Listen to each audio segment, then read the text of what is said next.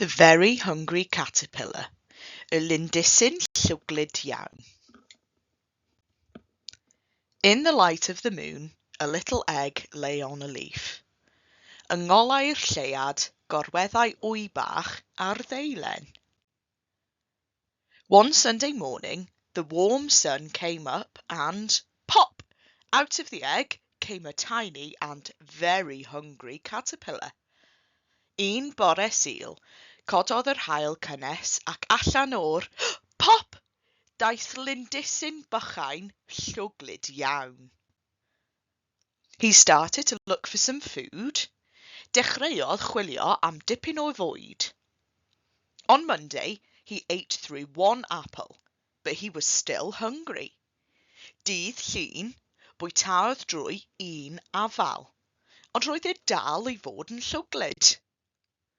On Tuesday, he ate through two pears, but he was still hungry. Dydd Mawrth, bwytaodd drwy dwy gellygen, ond roedd e dal i fod yn llwglyd. On Wednesday, he ate through three plums, but he was still hungry. Dydd Mercher, bwytaodd drwy dair eirnien, ond roedd e dal i fod yn llwglyd. On Thursday, he ate through four strawberries, but he was still hungry. Dydd Iau, bwytaodd drwy bedair mefusyn, ond roedd e dal i fod yn llwglyd.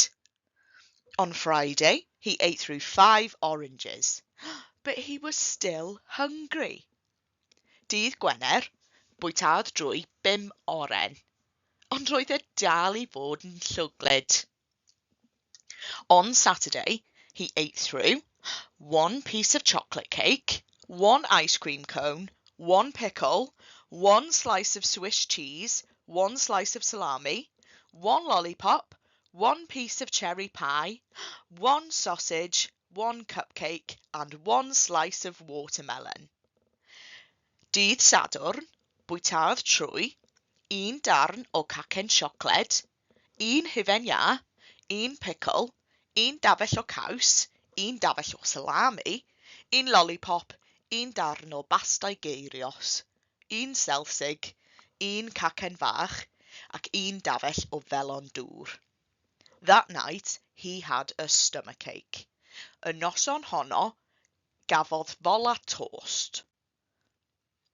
The next day was Sunday again. The caterpillar ate through one nice green leaf, and after that, he felt much better. Drannoeth, roedd hi'n dydd Sul eto. Bwytaodd y lindysyn drwy un deilen werth hyfryd, ac ar ôl gwneud hynny, teimlai'n well o lawer. Now he wasn't hungry anymore, and he wasn't a little caterpillar anymore. He was a big fat caterpillar. Doedd e ddim yn llwglyd bellach, a doedd e ddim yn lindysyn bach chwaith. Roedd e'n lindysyn mawr tew. He built a small house called a cocoon around himself. He stayed inside for more than 2 weeks. Then he nibbled a hole in the cocoon and pushed his way out and adeiladodd dŷ bychain o'r enw cocoon o'i gwmpas. Arhosodd ynddo am bythefnos neu ragor. Yna, aeth ati I gnoi twll yn y cocoon. Gwthiodd ei hun allan ohono ac he was a beautiful butterfly. Roedd e'n pili-pala hyfryd. And there we go. A dyna ni.